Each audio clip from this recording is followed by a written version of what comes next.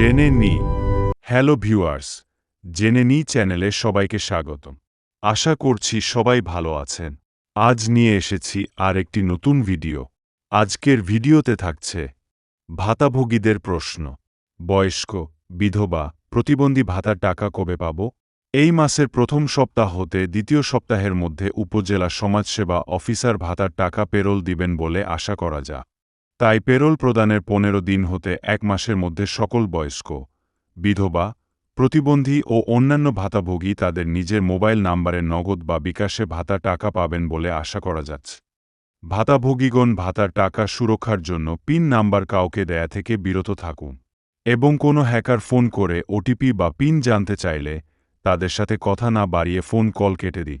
OTP বা pin দেয়া থেকে বিরত থাকুন। ভিডিওটি দেখার জন্য ধন্যবাদ সবাইকে। ভাতার সকল তথ্য পেতে চ্যানেলটি সাবস্ক্রাইব করে সাথে থাকুন।